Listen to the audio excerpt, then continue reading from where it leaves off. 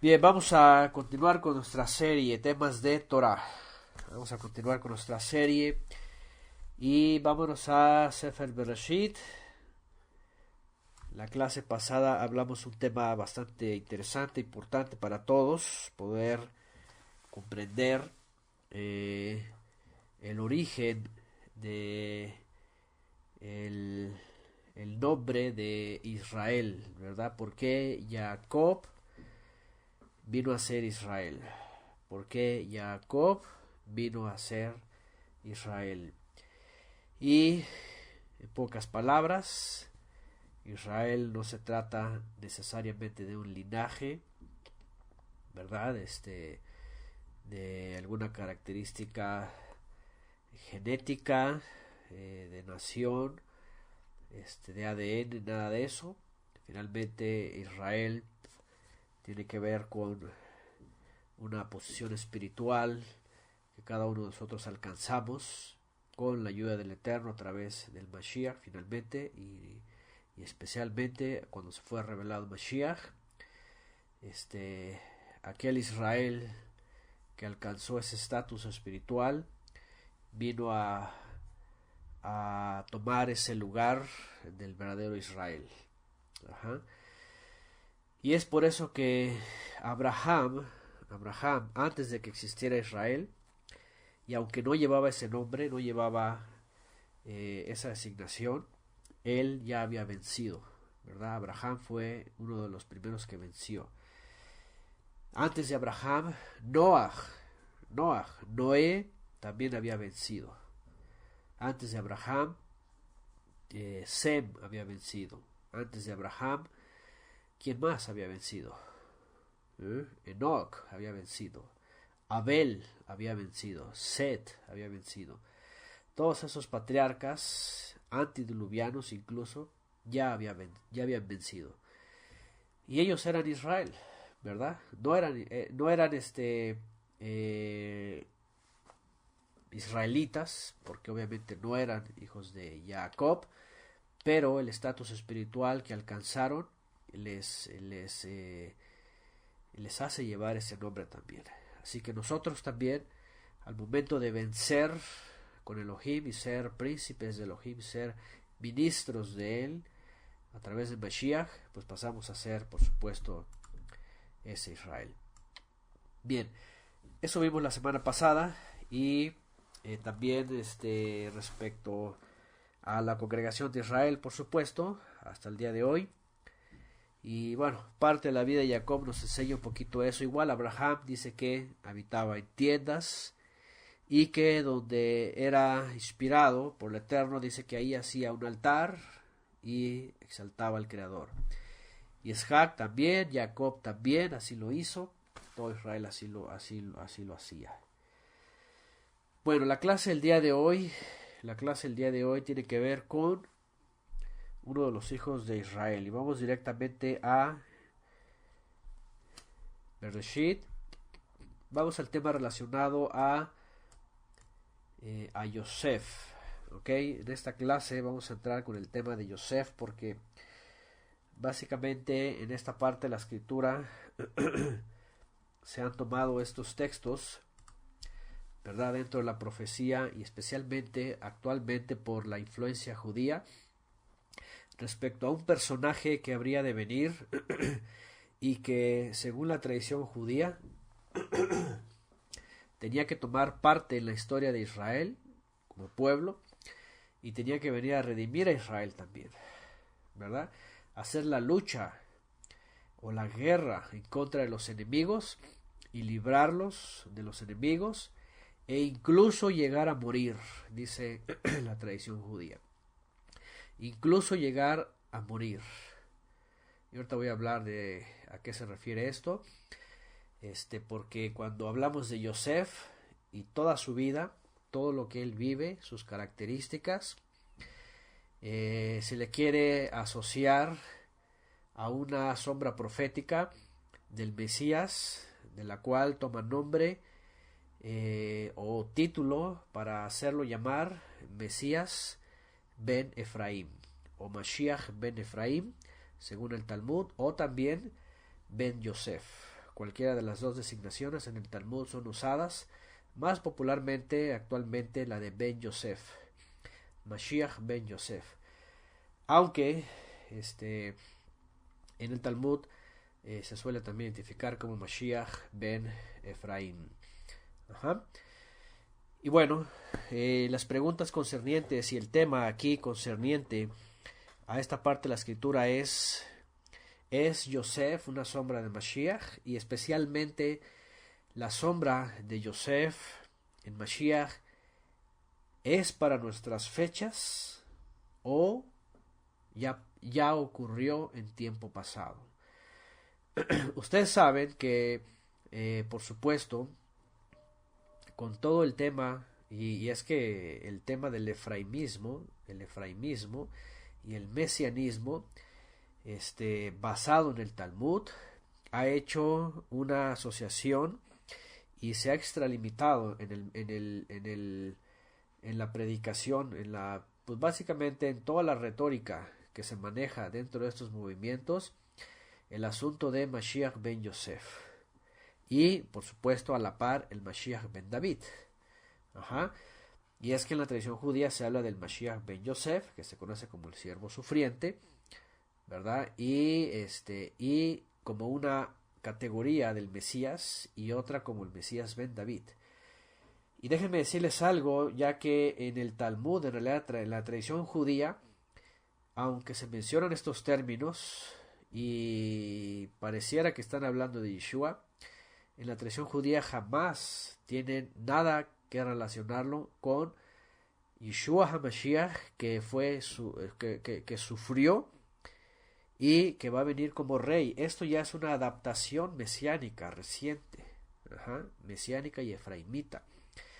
Por eso cuando yo he dado los comentarios respecto a esto, tanto en la Torah y en otras clases que hemos hablado de esto, incluso cuando personas me llegan a preguntar, cuando toman esta parte de la escritura y me dicen, es verdad que dentro de la escritura a Yeshua se le haga una asociación al hijo de José, como hijo de José, como hijo de Yosef, y yo les digo, no en lo absoluto.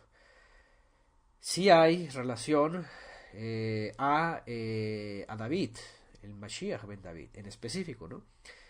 Pero Ben Yosef no en el sentido literal, en ningún lugar aparece esto. Hay algunos otros textos que se suelen usar para sacar inferencias y decir, bueno, tiene que ver con alguien que sufre, tiene que ver con el pecado de Efraín, tiene que ver con por ejemplo, el animalito ¿verdad? El burrito, la identificación con Efraín, y ya saben cómo se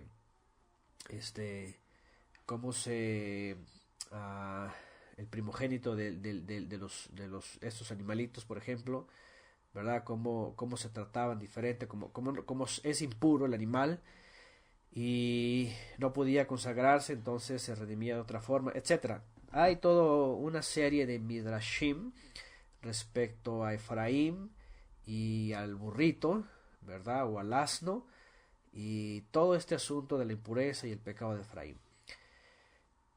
Y es por eso que de ahí la tradición judía entonces hace un traslado de las sombras o las características de Yosef que sufre y que están bien asociadas de pronto dentro del movimiento mesiánico o efraimita, ¿verdad? O incluso viéndolas escrituralmente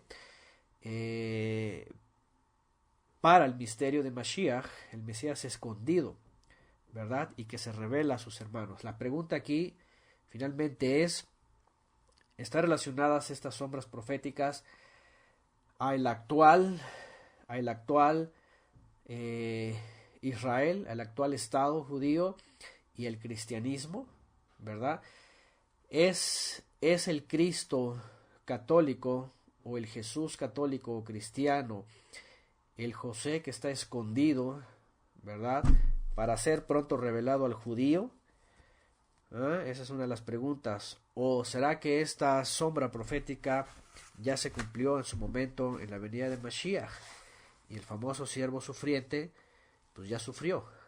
O o no existe y nada más es Ben David, o cuando vino Yeshua, ¿verdad? Fue el hijo de David primero, el rey David, el rey Mesías, hijo de David, y ahora va a venir como siervo sufriente, o, todo eso, ¿me entienden?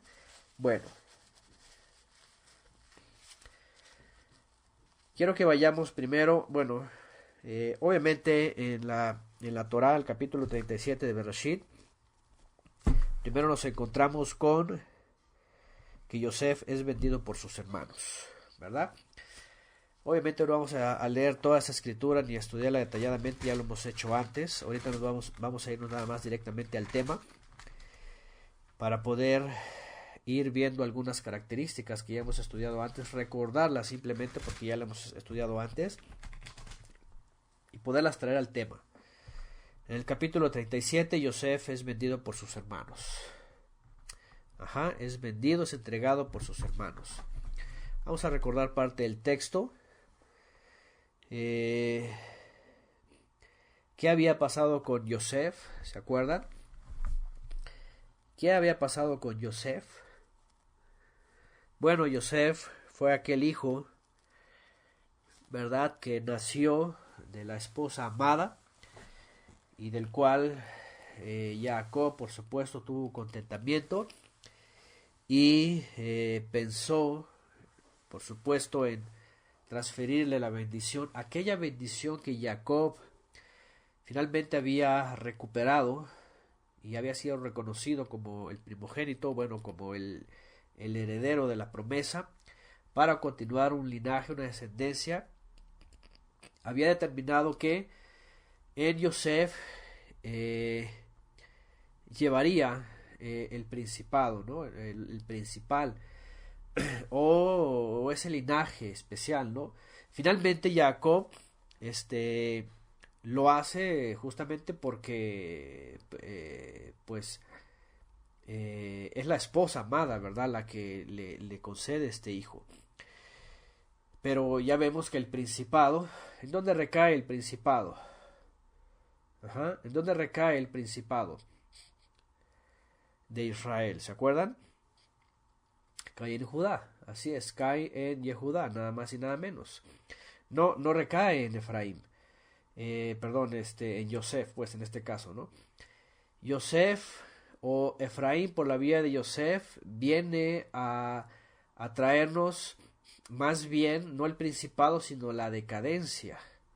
La decadencia y la multiplicidad, que al final de cuentas pues también viene a reducirse y viene a ser una sombra solamente de una extensión, ¿verdad?, de redención a las naciones. Efraín, en realidad, por la vía de Yosef, Efraín y Manasés vienen a ser, realmente en la escritura se habla de ellos como pues las tribus que se perdieron, la apostasía, ¿verdad?, el pecado, la rebelión, claro, también en Yehudá, pero Yehudá todavía se guarda un remanente, como lo sabemos, en la época del exilio. Pero bueno, en el capítulo 37 vemos, anticipadamente sabemos que el Eterno había escogido para la vida de Yosef eventos, acontecimientos muy importantes para todo Israel. Ahora, cuando hable de Yosef, voy a traer a los tiempos presentes y también los tiempos no tan presentes, primero la tradición judía y actualmente, y especialmente el año pasado, un acontecimiento que se dio dentro del cristianismo. Dentro del cristianismo, especialmente después de muchas décadas de mucho trabajo dentro del catolicismo, especialmente con las iglesias evangélicas episcopales, ¿verdad? Un acercamiento tan podríamos decir atrevido y con muchas casi todas las propuestas que se habían traído décadas atrás para poder finalmente traer lo que algunos ya pensaban que es el ecumenismo, ¿no? Ya saben ustedes, y hace un año te voy a hablar de un evento que se dio por ahí, que todos supimos, y que en la cual el gran pontífice de la Iglesia Católica Apostólica Romana mencionó algunas palabras que quedaron por ahí registradas y que hace alusión a la vida de Yosef, ¿verdad? Y a la recepción del cristianismo como los hermanos hambrientos y perdidos que necesitan del Papa. Esa es una analogía que hace el Papa católico, pero por otro lado también vemos otra analogía desde el Talmud, adaptada en el mesianismo para hacer lo contrario, decirle al cristianismo, ¿verdad? Que el Mesías es una especie de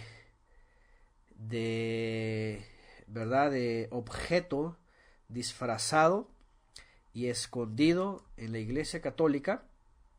Fíjense que las dos cosas vienen a vertir en lo mismo. En el catolicismo está la figura del Salvador. Tanto el movimiento efraimita, especialmente el movimiento efraimita, como el mismo Papa dijeron lo mismo. Que el Mesías está ahí, que está escondido, y que el Papa dice: los cristianos evangélicos, los protestantes tienen que volver como los hermanos, ¿verdad? Que tienen hambre y que tienen hambre de pan, a venir al Papa, y los efraimitas dicen que de pronto se va a revelar el Cristo católico como el Mesías que es judío, para atraer a los judíos finalmente a todo el catolicismo y cristianismo y destruir este ecumenismo y que pase en realidad a ser una unidad de católicos con protestantes y con judíos a la cabeza de un Mesías revelado para un futuro milenio pues esperanzador para muchos. Bueno, hay un texto en Salmos 78 y 77 que nos están poniendo aquí, vean: desechó también la tienda de Yosef y no escogió la tribu de Efraín. Ahí está. Verso 68, sino que escogió a la tribu de Yehudá. Bueno, ese y otros textos que hemos estudiado antes, vemos que así es la tribu de Yehudá la que llevaba el principado, ¿no?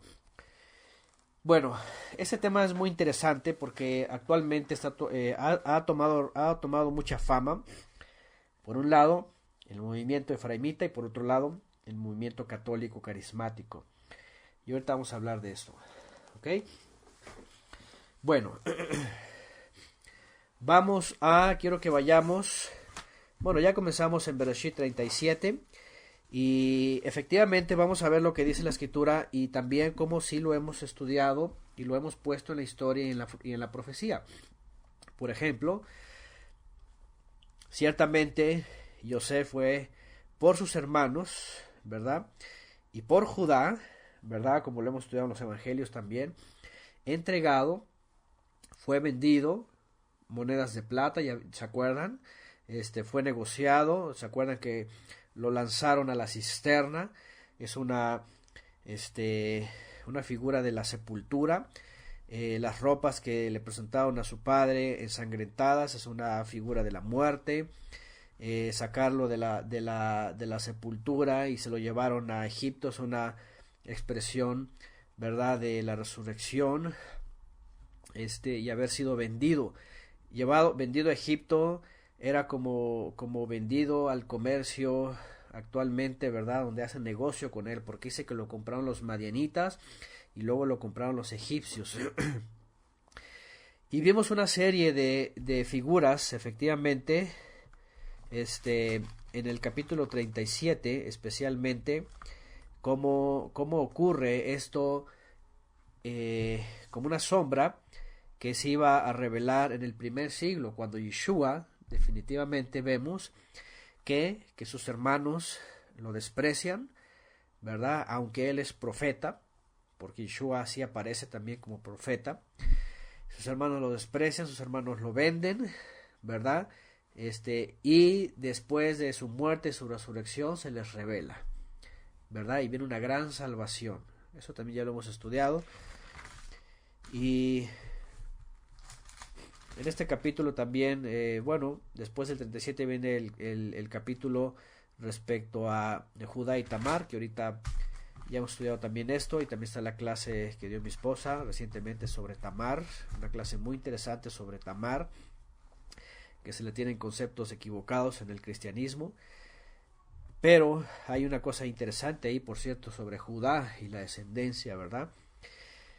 Después en el capítulo 39 continúa la vida de Yosef. Ya sabemos, él llega a Egipto. Ya sabemos, también hemos hablado de la analogía, ¿verdad? De esta mujer, de esta mujer, de la santidad, también de Yosef, de guardarse, de guardar la promesa, guardar sin mancha y sin contaminación la promesa, la esperanza. Viene la interpretación de los sueños de Yosef, el futuro. Finalmente la interpretación de Faraón, Faraón.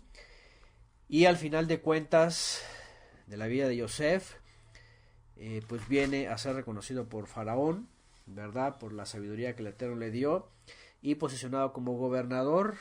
Y entonces viene todos estos años, ¿verdad? De mucha abundancia, en donde Yosef pues finalmente se hace cargo de recolectar el alimento, ¿verdad? Recolectar el alimento y ser ese pan de vida. Ese pan de vida. ¿Ok?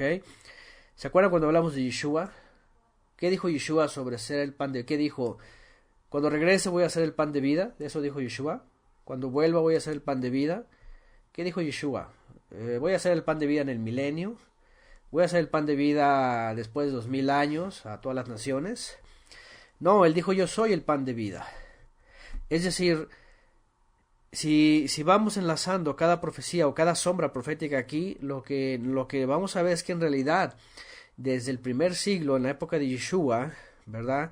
En su generación, en su venida, en su abodá, en su servicio, él estaba cumpliendo toda esta sombra profética. Es decir, no tenemos que esperar 2000 años y decir, ahora va a venir el pan de vida, apenas, y ahora se va a revelar a Judá. Se le reveló desde hace 2000 años. Ustedes saben, los primeros que creyeron, ¿quiénes fueron los primeros que creyeron en Mashiach hace 2000 años? ¿Fueron los egipcios? ¿O los griegos? ¿O los romanos? Ajá, ¿quiénes fueron? Fueron los Yehudim. Fueron los israelitas que creyeron, ¿verdad? Se les reveló. Estaba escondido para ellos, de hecho no lo reconocían. Entonces, bueno, hay muchas cosas que ya analizamos. Los que quieran más detalle, vayan por supuesto a Bereshit, porque yo estoy seguro que la gran mayoría de nosotros, y si alguno no ha estudiado las clases que están grabadas, que hemos analizado detalle esto, especialmente el primer comentario que está de Bereshit, que está seccionado en Parashot, vayan y escúchenlo después para que vean cómo sí tenemos estas sombras proféticas cumplidas en el primer siglo. Y también cómo se ha abusado de este texto para que el movimiento efraimita o mesiánico digan que actualmente se están cumpliendo. Y que apenas el Mesías se va a dar a conocer, y que apenas el Mesías se va a abrir los ojos a los judíos, y que apenas va a ser el pan de vida, y que apenas va a darle comer a las naciones, porque ellos dicen que en el milenio va a ser el alimento para las naciones, la instrucción de la Torah, dicen ellos. Juan 6:51, ahí está, yo soy el pan de vida. Ahí está, el pan vivo que descendió del cielo. Si alguno comiere de este pan, vivirá para siempre, y el pan que yo daré es mi carne, la cual yo daré por la vida del mundo. Ahí está. Su corbán. ¿Se acuerdan? También hablamos de los corbanot, de la carne, cómo se consagraba, la sangre que se da derramada, la carne del Mashiach, es decir, su corbán, su entrega, consagra, nos santifica, y eso es comer de él, es creer en él y en su obra. Ese es el pan de vida. Bueno, entonces,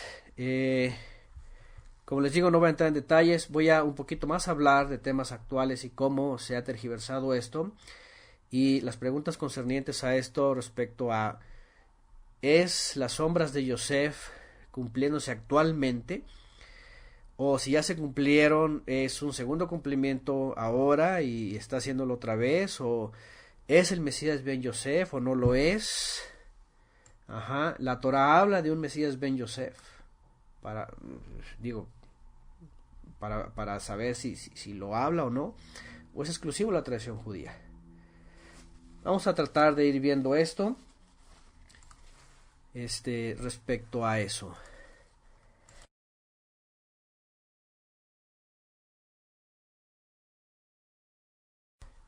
Déjenme citarles, voy a leerles aquí unos extractos del Talmud respecto al Mesías Ben Yosef.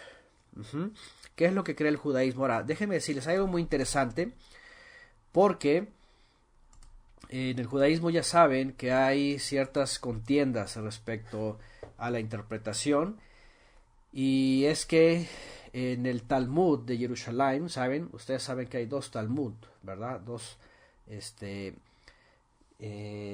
tradiciones, por decirlos así, orales.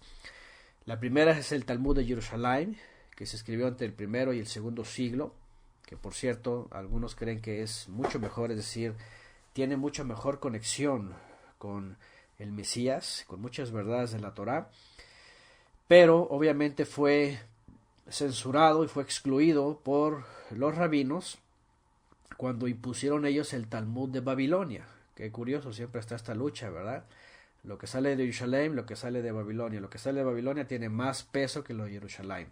Bueno, es muy interesante porque de entrada, en el primer siglo y en el segundo, había una tradición sobre el Mesías oculto y el Mesías revelado. Fíjense, qué interesante.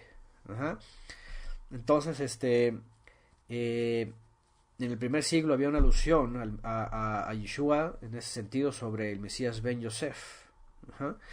Y es que en el Talmud de Jerusalén, en el Tratado de Bendiciones, quinta parte, Berajot, quinto, hay una descripción que dice así, donde hay un diálogo, ¿verdad?, con Trifón, judeo, y dice, aunque el Mesías dice, ha nacido, no, perdón, ese es otro, déjenme leerles el anterior. Dice, es anterior, dice, según la primera teoría, ese es del Talmud de Jerusalén, dice, el Mesías debía permanecer desconocido.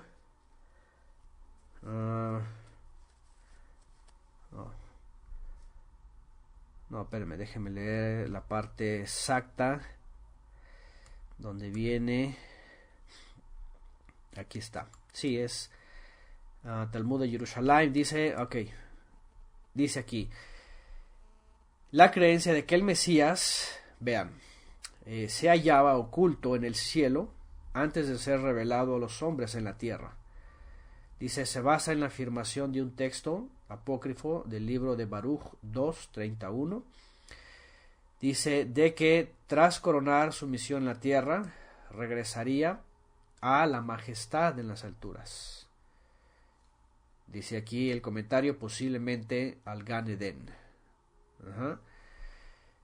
Dice más claramente aún, dice en el pseudo de Ezra 4, 14, 19, dice, había de ser sacado de entre los hombres y permanecer con el Mesías. Ese es uno de los extractos que se mencionaban en el primer siglo I y siglo II respecto a estos textos apócrifos. Estoy hablando de textos que no eran parte del canon, pero en el que se le solía interpretar o darle algunas interpretaciones sobre el famoso Mesías Ben Yosef. Desde donde viene la primera aportación sobre el Mesías Ben Yosef. Y esto es una de las dos formas de interpretación. La otra que es la que se extrae o la que se incluye después en el Talmud de Babilonia es dice, el Mesías debía permanecer desconocido y oculto en la tierra hasta que madurase el plan divino. Una leyenda rabínica del siglo III de la era vulgar le sitúa esperando la hora en la propia Roma, fíjense, en la propia Roma, con el fin de destruirla. Ahí está, Talmud Babilonia, Masejet Sanedrín 98a. Otra afirma que esta existencia oculta del Mesías comienza el día de la destrucción del templo de Jerusalén en el año 70 de la era común, o era vulgar, 3830 año de la creación. El relato dice así: sucedió que mientras un judío labraba los campos, su vaca comenzó a mugir. Un árabe que pasaba y oyó el ruido dijo: hijo de Yehudá, desata tu vaca, desata tu arado, pues mira que el templo está destruido. Luego la vaca mugió de nuevo y el árabe dijo: hijo de Yehudá, vuelve a atar tu vaca, a atar tu arado, pues el rey Mesías ha nacido. Eso está en el Talmud de Masejet Sanedrín, dijimos, 98a también. Y esa es la otra interpretación que se daba en el primer siglo, ¿verdad? Que el Mesías tendría que aparecer junto con la destrucción o posterior a la destrucción del templo el año 70, ¿verdad? Basado en esos comentarios. Y bueno, cuando se habla finalmente después del Mesías, respecto a que no apareció en el primer siglo, vienen otros comentarios en el Talmud. Déjenme ver si les leo por aquí otro extracto del Talmud, donde empiezan a interpretar especialmente los textos de Zacarías, donde se habla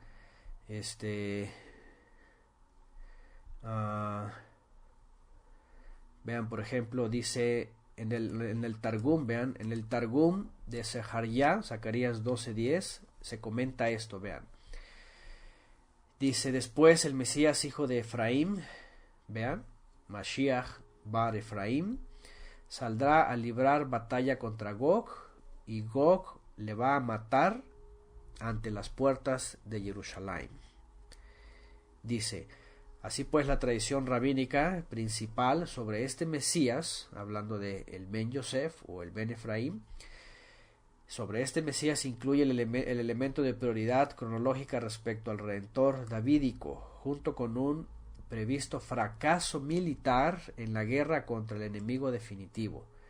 Aunque el origen de esta ideología es totalmente incierto, como no hay pruebas de su existencia antes de la Segunda Guerra Judía contra Roma, es razonable suponer que el trágico destino de Shimeón bar Koshiva, ¿se acuerdan que hemos hablado de él?, muerto en el año 135 de la era común, sea la causa o una de las causas de que se crease tal imagen de un Mesías asesinado. Los que hemos estudiado esto dijimos que en la época de Rabino Akiva él propuso, ¿verdad? Fíjense, después, ahora échenle un cálculo, esto fue más o menos en el 120 de la era común, en el año 120, es decir, en el año 70, esta tradición y estas ideologías estaban dando lugar que si en el año 70, posterior a la destrucción del templo, habría nacido el Mesías, hijo de José o hijo de Efraín, por supuesto que Rabí Akiva pensaba que este rabino Shimón bar Koshiva o el Mesías, decían ellos, se le postulaba como Mesías, y entonces iba a levantar una rebelión contra Gog, que en su contexto pues era obviamente Roma, y que tenía que morir, pero la idea aquí es de que tenía que resucitar después y venir como Ben David, y obviamente pues ¿qué es lo que ocurrió? Pues que les falló, les falló, y entonces no ocurrió esto. ¿Qué quiere decir? Que la tradición judía después empezó a determinar que esto tenía que ser así en algún momento. Es decir, ellos todavía esperan un Mesías Ben Yosef, si acaso, que tenga que sufrir, pero a la forma que ellos dicen, en una guerra contra Gog. Ahora, ustedes saben que apenas hablamos de las visiones judías y todo esto, saben, ya dijimos ahí que según este muchachito les reveló a los judíos que Gog es Obama, y entonces obviamente pues para ellos tiene que salir alguien del judaísmo para confrontar a Obama y Estados Unidos y todas estas cosas, y y tiene que morir para después resucitar y entonces ya aparecer como Ben David, pero en una sola generación. Que finalmente a lo que voy es de que cuando los judíos hablan del Mesías Ben Yosef o Ben Efraín o Bar Yosef o Bar Efraín, como se cita en el arameo, ellos no están haciendo ninguna alusión a Yeshua que sufrió en el madero por todo Israel hace 2000 años. Al contrario, lamentablemente en el mesianismo y en el efraimismo se han tomado estas citas del Talmud para tratar de decir, ya ven, ellos hablan del Mesías sufriente y es Yeshua. No, los rabinos están diciendo nada que ver, no tiene nada que ver con esto. Ellos están hablando de un Mesías sufriente que va a hacer los dos papeles en una generación, morir en una lucha contra Gog y emerger como el Mesías Ben David para conquistar finalmente a todo el mundo. Y bueno, por otro lado, estos textos del Talmud se han traído, ¿verdad?, al movimiento cristiano para hacer un enlace al judaísmo, y viene la interpretación del Mesías Ben Yosef. ¿Qué tiene que ver todo esto con Bereshit? Bueno, que todo este asunto entonces lo vienen a conectar con la vida de Yosef en Bereshit y empiezan a decir finalmente que el Mesías Ben Yosef es Yeshua, pero lo empiezan a trasladar a nuestra generación para tratar de decir que es ese Mesías que está oculto dentro del catolicismo y que se les va a revelar al judaísmo para hacer una unión, una mega unión entre cristianos en general y judíos para establecer un reino futuro. Es decir, los cristianos o los mesiánicos le están diciendo a los judíos, ese Mesías sufriente va a salir de acá, de Roma, porque como dice ahí, está a las puertas de Roma. Y de hecho algunos mesiánicos y algunos maestros efraimitas y en todo este movimiento han dicho en ocasiones este tipo de expresiones, ¿verdad? Hay personas que han estado buscando este enlace entre cristianos y judíos. De hecho, por ahí en el Facebook yo publicaba el símbolo mesiánico. Ustedes saben cuál es el símbolo mesiánico, ¿verdad? El símbolo mesiánico es una fabricación, ¿verdad?, del siglo pasado, y la han adjudicado a como si fuera del siglo primero. El símbolo mesiánico es una menorá con un pez y un pez y ¿qué más tiene?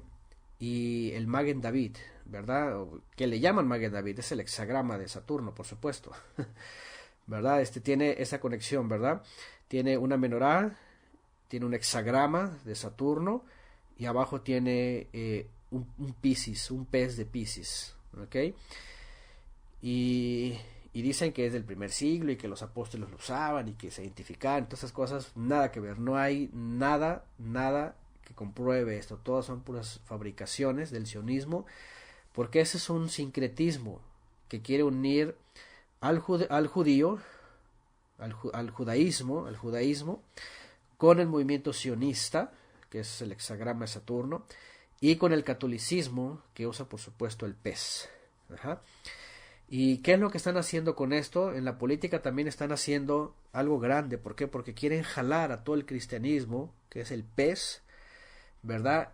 Y a través del sionismo, este movimiento político, unir estos dos bandos, judaísmo, meterlo y sostenerlo, ¿verdad? Y hacer un solo movimiento, ¿ok? Y hay muchas manos por ahí, hay muchas cabezas por ahí trabajando en esto grandemente para hacer una conexión del cristianismo, incluido católicos, llevarlos a Israel, o al menos llevarlos de paseo y enamorarlos y nostálgicamente meterles todas estas ideas, para hacer una conexión con el Estado sionista de Israel y un amor nostálgico con el judaísmo. Un amor nostálgico con el judaísmo.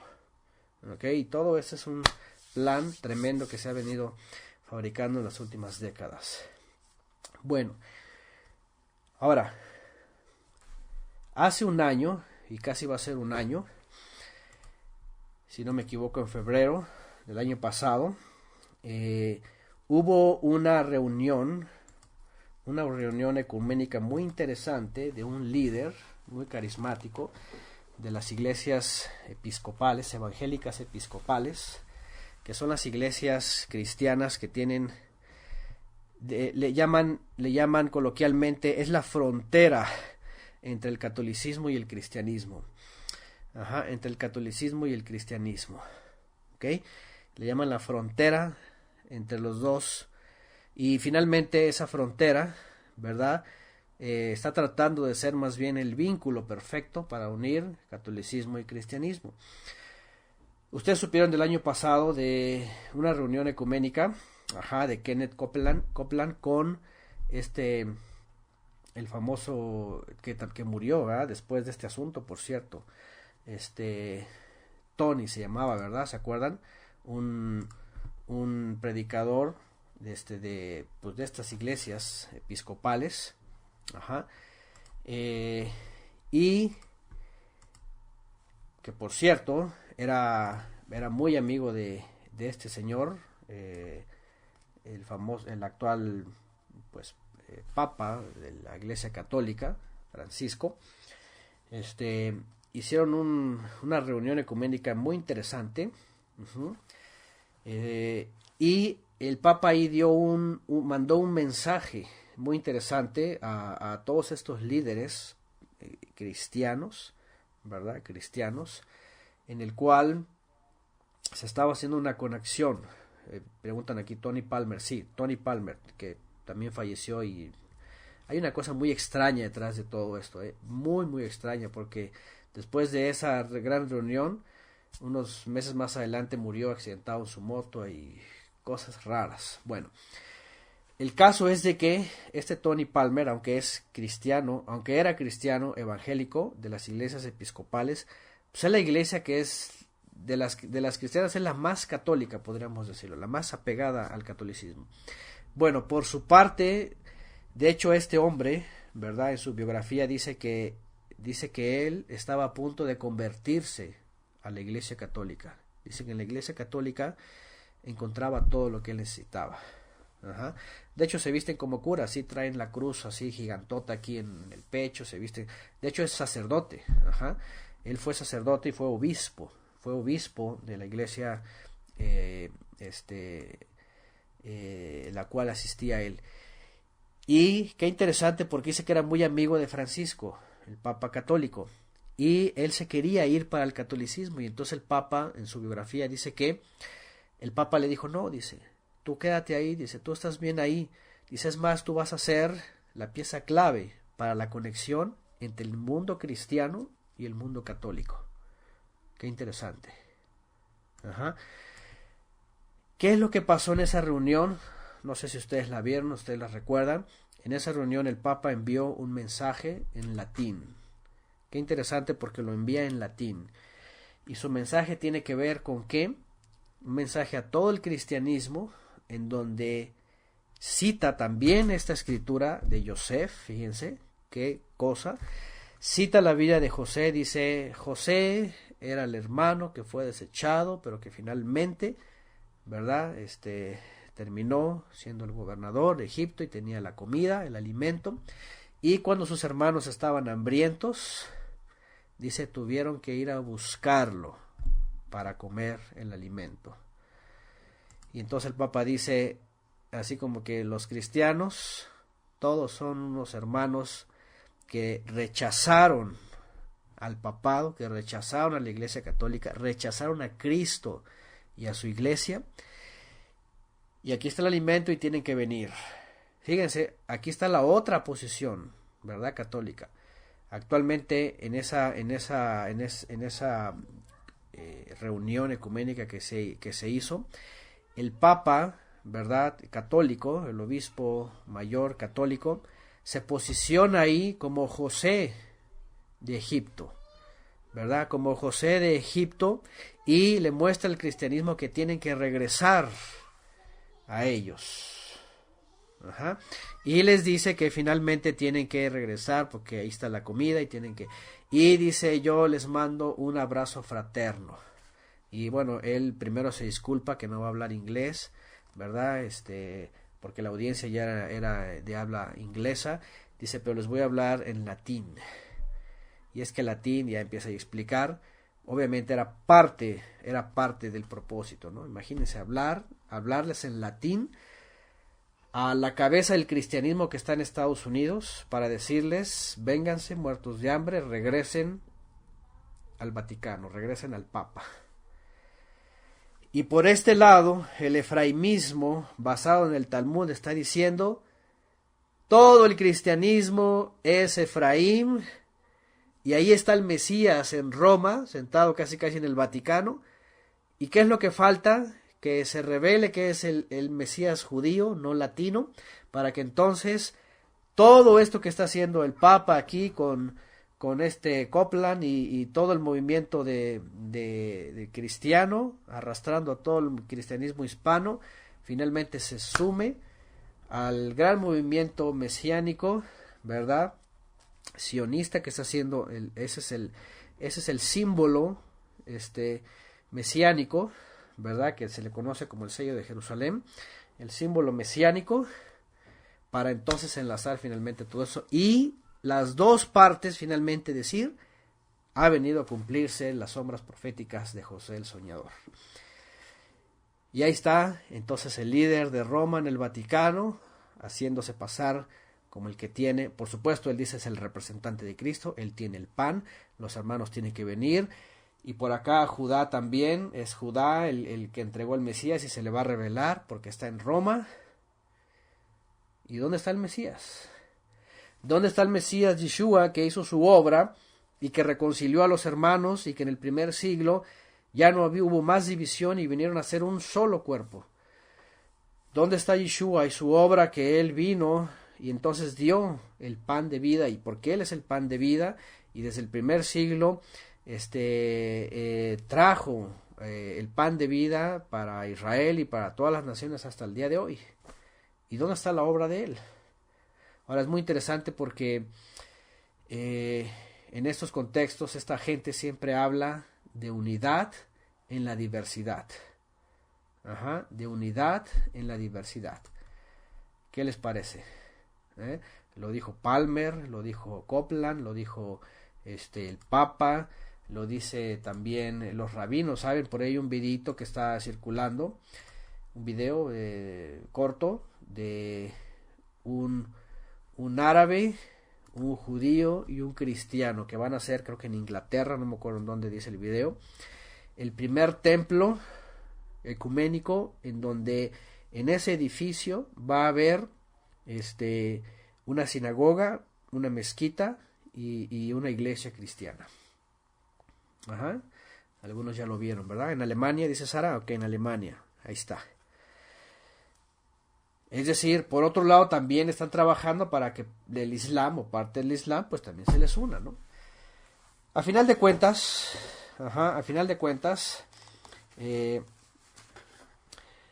todo esto está siendo sacado fuera de su contexto, ¿verdad? Está siendo mal usado el judaísmo a su manera, tratando de ocultar al Mesías que ya sufrió, ¿verdad? Si llevase esa figura del Mesías sufriente en el sentido del Mesías Ben Yosef, porque si se habla del siervo sufriente en Isaías, por supuesto que todos conocemos el texto profético del siervo sufriente en Isayahu, en donde se demuestra el sufrimiento, incluso los padecimientos que iba a llevar por todo Israel, ¿verdad? Y finalmente el Mesías sí sufre, y como dice Daniel, iba a ser cortado, ¿verdad?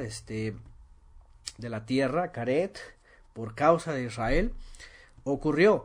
Pero si es así, si se le podría atribuir a un Mesías Ben Yosef, ¿verdad? Como sufriente, definitivamente en el Talmud tenían que reconsiderar y decir, pues obviamente es Yeshua HaMashiach, pero que su obra, ¿verdad?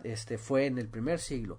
Y el mesianismo y el efraimismo tendría que cambiar también su postura talmúdica, pensando que es hacia el futuro, porque está ahí ya conectándolo más con la obra del catolicismo, y reaccionar y decir, las sombras proféticas de Yosef se cumplieron, nada más y nada menos que en su primer venida, en su obra redentora, en donde ahí finalmente unió, ¿verdad? Las famosas dos varas. ¿Se acuerdan ese texto de Ezequiel? Que el mesianismo lo ha usado de forma desmesurada, ¿verdad? Para decir que actualmente es lo que está ocurriendo, que todo el bloque del cristianismo, incluido católicos, es un palo y el judaísmo es otro palo y que se van a unir ahorita, que se están uniendo. Para colmo de los males, por ahí unos predicadores cruzan los palos, no los unen, los cruzan y sacan la cruz de Tamuz, háganme el favor.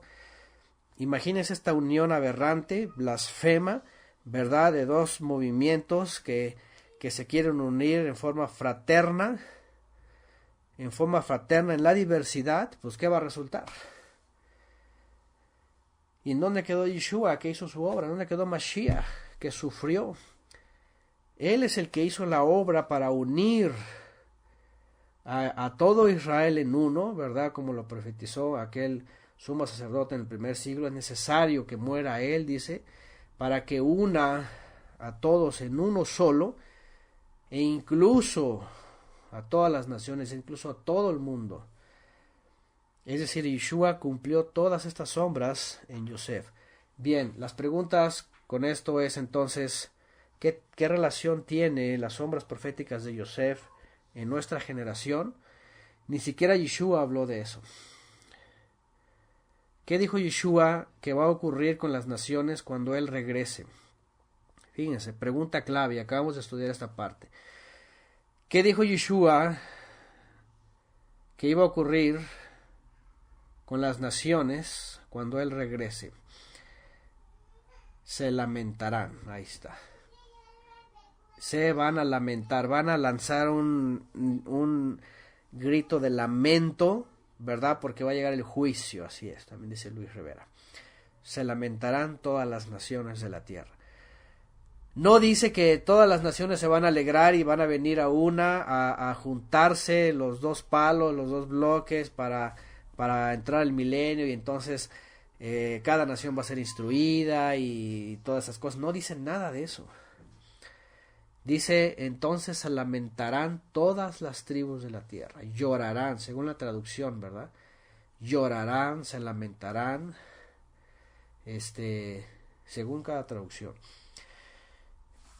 No dice que va a haber una unidad, ¿verdad? General, mundial, en la diversidad, que se unan. Yeshua jamás dijo, y en aquel día se unirán las dos varas de Ezequiel, ¿verdad? Efraín por sus tribus y Judá por sus tribus, y nada de eso, no dijo nada de eso.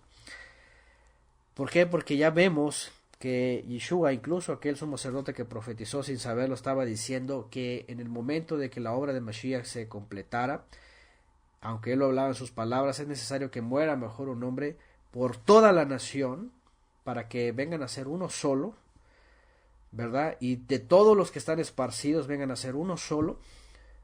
Fíjense. Y después los Sheliachim, los discípulos que fueron enviados, que entendieron todo eso, empezaron a escribir. Él es la piedra angular, Él es la piedra, Él es la roca, Él es el pan de vida también, ¿verdad? Es la vida, es camino, verdad y vida. Todo lo que dijo Yeshua, obviamente Él lo dijo. Entonces, ¿qué es esto que está ocurriendo hoy día? ¿Qué es esto que está ocurriendo hoy día? Un engaño de Hasatán, una vez más, en donde está usando, ¿verdad?, personas que están trabajando para y no es un engaño reciente. Yo no estoy diciendo que es el engaño ya que apenas va a empezar y que ahí viene la postre. No, esto ya tiene décadas. ¿Ok? Ya tiene décadas, por ejemplo, en el cristianismo, desde que comenzaron los concilios ecuménicos. Ahí comenzaron trabajando, ¿verdad? Los concilios ecuménicos. Décadas porque en el judaísmo, a través del movimiento sionista, desde el 48 para acá, también se han movido agentes dentro del cristianismo para encauzarlos al asunto de las dos varas y las dos casas, y que tienen que reconciliarse, y que la casa de Judá, y que tienen que venir y unirse, y que el mensaje de las sendas antiguas, ¿verdad?, pararse en las sendas y mirar cuál es el camino y todas estas cosas que se escuchan por aquí y por allá, las relacionan a esto, las relacionan a que tienen que ver hacia Judá, ¿ok? y tienen que regresar y tienen que hacer todo este asunto. Y ahí están todos esos movimientos, ¿verdad? Enseñando error en el sentido de que los encausan hacia el Estado de Israel cuando ni siquiera los mismos judíos secundan el Estado de Israel.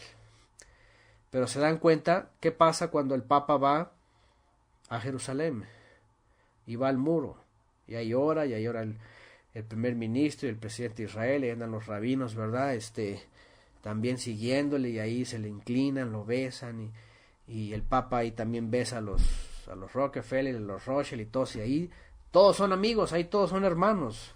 Ahí está la fraternidad que este pontífice romano justamente dijo, trabajando por el cristianismo muy fuerte, trabajando con el judaísmo muy fuerte, y eso es lo que mucha gente ha estado predicando. Fíjense nada más. Muchos efraimitas y muchos mesiánicos y judeocristianos y movimientos sionistas, todas estas cosas, están predicando eso. La unión de las dos. Ellos dicen que esas son las dos varas. Y empiezan a hablar del Mesías Ben Yosef, y que está escondido, está en la puerta de Roma, y que está vestido de griego o de latino, y que es el Jesús, y que de pronto se va a revelar al judío para que el judío venga y se una entonces ya viene el gran avivamiento, para que entonces se revele el Mesías e instaure el reino mesiánico. ¿Se dan cuenta? Toda la contradicción de lo que Yeshua dijo.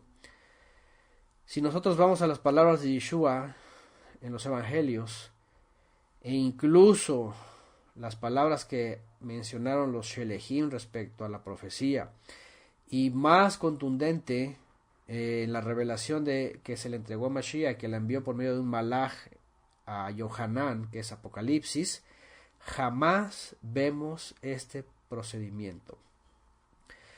Jamás vemos un procedimiento como el que está actuando con engaño hoy día, ¿verdad? Desde las tinieblas.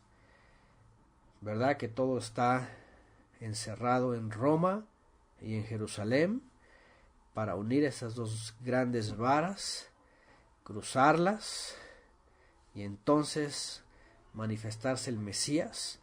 El judío dice que ya está el Mesías, que no más falta que se revele.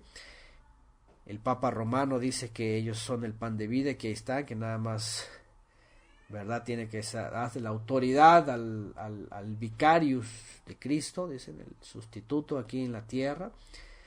Y por supuesto el cristiano pues no tiene otra más que seguir todo el juego, y el efraimismo y el mesianismo pues obviamente también aplaudir lo que hacen los sionistas. Y digo, pero esa es su idea, ¿no? Pero que se vaya a dar, yo no veo ninguna prueba bíblica de que esto se vaya a dar, a menos que sea de esas profecías en Apocalipsis que fueron ocultas y que se dieran, pero se van a dar porque son totalmente un engaño de Hasatán. Entonces, todo lo concerniente al Mesías Ben Yosef, realmente visto desde la escritura como debe de ser, si es que, por supuesto, como no hay ningún texto literal que hable de un Mesías hijo de Yosef o hijo de Efraín, ¿verdad? Si hubiese una alusión respecto al siervo sufriente, todo lo relacionado al siervo sufriente se cumplió ¿cuándo?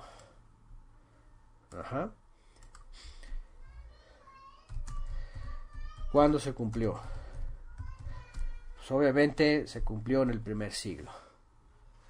Se cumplió en el primer siglo. Así de sencillo. Déjenme leer, como lo hemos leído antes, Sefer Yohanan, el libro de Juan de la Buena Nueva, en el capítulo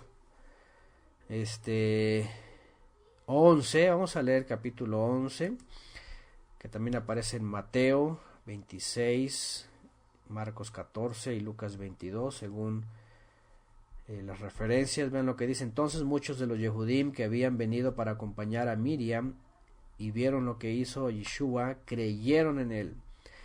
Pero algunos de ellos fueron a los Perushim, a los fariseos, y le dijeron lo que Yeshua había hecho. Entonces los principales Ohanim, los ministros, y los Perushim, los fariseos, reunieron al concilio y dijeron: ¿qué vamos a hacer? Porque este hombre hace muchas señales. Si le dejamos así, todos van a creer en él. Fíjense nada más, ellos tenían el poder para dejarlo o no dejarlo. Si dejamos así, todos van a creer en él. Se les iba a acabar ahí su juego. Y vendrán los romanos y destruirán nuestro lugar santo y nuestra nación. Estaban más preocupados por sus cosas. 49. Entonces Caifás, uno de ellos, gran ministro en aquel año, le dijo: ustedes no saben nada, ni piensan que nos conviene que un hombre muera por el pueblo y no que toda la nación perezca. Esto lo dijo por sí mismo. Esto no lo dijo por sí mismo, sino que como era el Cohen Hagadol, el gran ministro aquel año, profetizó que Yeshua habría de morir por la nación. Y vean lo que es en el 52. Y no solamente por la nación, sino también para congregar en uno a los hijos de Elohim que estaban dispersos. No solamente a toda la nación en el primer siglo, sino a todos los que estaban dispersos. Las ovejas perdidas, a todo Israel. Por eso hemos hablado una y otra vez que este asunto de las ovejas perdidas, que de Efraín, ¿verdad?, que el Israel perdido, estaba en el primer siglo en todos lados. Y con la muerte de Mashiach y el mensaje de Shelehim, en el primer siglo, en todos los lugares a donde ellos fueron, las fueron a recuperar. ¿Y qué fue? Un solo rebaño y un solo pastor. Y ese siervo sufriente, si habría que reconocerlo como siervo sufriente, con las sombras de Yosef, estaba justamente en Yeshua hace 2000 años. ¿Qué les parece? No fue reconocido por sus hermanos, fue entregado por sus hermanos, fue vendido por monedas, lo sepultaron, pero después salió. ¿Qué más? Es el pan de vida. Es el pan de vida.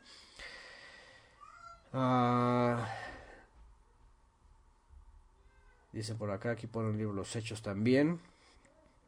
A los samaritanos también, así es, a todos los israelitas que estaban en Samaria. De hecho, Yeshua dijo: quédense en Jerusalén, van a ser revestidos de poder, ¿verdad?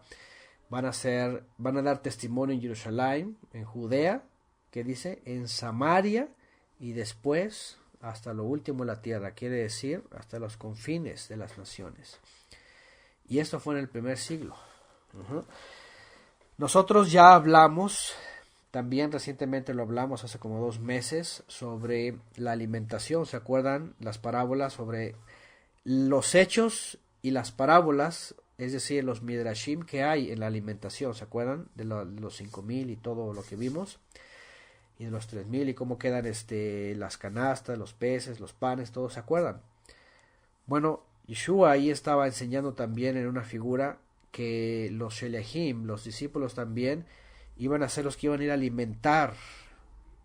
alimentar a todo Israel en el primer siglo. Las primeras décadas se ocuparon ellos de llevar el alimento, el pan de vida. El pan de vida. Cuando iban a cada ciudad, en el exilio donde estaban los dispersos, llegaban y decían: el Mesías ya vino y hizo todo esto y lo otro, y está aquí en la escritura, y aquí, y el que coma de él tiene vida eterna. El que crea en él finalmente pasa de muerte a vida eterna. Él es el pan de la vida. Él es el pan de la vida. Y así fueron y llevaron el alimento. Entonces tendría que venir apenas como Mesías sufriente para apenas dar el alimento y apenas manifestarse y apenas reunir a los dispersos, y apenas está reuniendo a los dispersos, y apenas va a unir a los dos palos, y apenas va a hacer todo esto.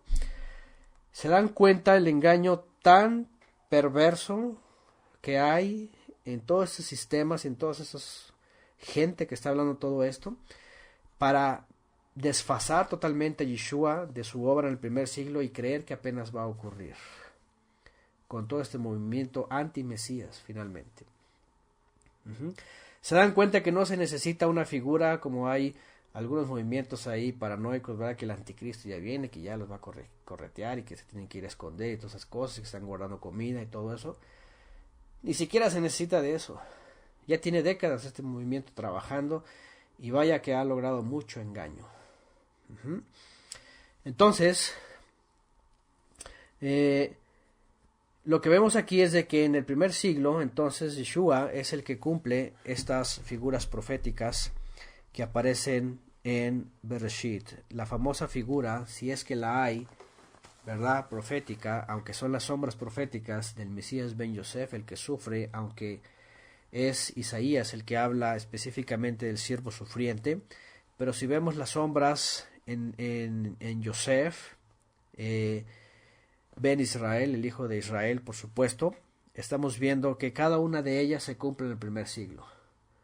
Yo sé que nosotros fuimos todos instruidos, no sé quiénes de ustedes, pero yo sí, cuando comenzamos leyendo artículos en internet justamente hace 10 años, yo me estaba empapando con todo este movimiento fraimita, ¿verdad? Con unos libros que estaban traducidos del inglés al español. Por supuesto que todo este movimiento viene desde allá. Estados Unidos es el trampolín de todo tipo de doctrinas, ¿verdad? De todo tipo. Ha sido un instrumento pues tristemente, para muchos casos, pues de engaño, ¿no? De todo tipo, desde movimientos de la nueva era, por supuesto, cristianismo a lo que da, materialismo y de todo tipo de vientos de doctrina, viene de allá. Y todo salta así para todas las naciones. Entonces, esos libros que yo les estaba leyendo, todo enfocaban a esta figura talmudista del Ben Yosef, ¿verdad? El Ben Yosef sufriente y que estaba escondido en Roma.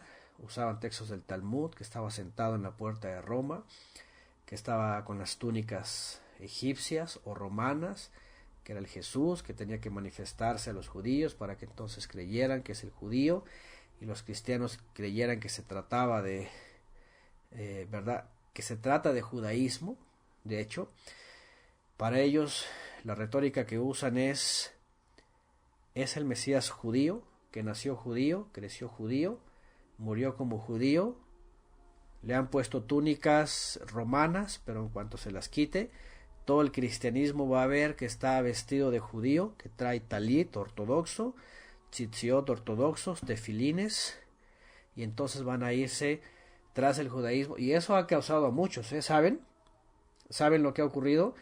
Y estoy hablando que hace 10 años, desde hace 10 años que yo empecé a ver esto, ya había un desfile de ex cristianos que aparentemente se les estaba revelando el Mesías judío, y órale, a vestirse de judíos, a imitar la sinagoga, a convertirse, y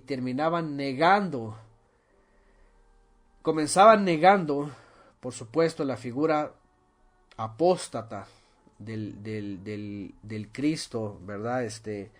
Romano, pero no encontraban al Yeshua Ben Elión, hijo del Altísimo, sino que lo vestían de judío y decían no tiene nada que ver, y mejor se hacían judíos y se convierten en el judaísmo. Y entonces vemos una serie de conversiones en la última década, pero así tremenda, hacia el judaísmo, negando ya a Yeshua, queriéndolo asociar solamente con Roma, ¿verdad?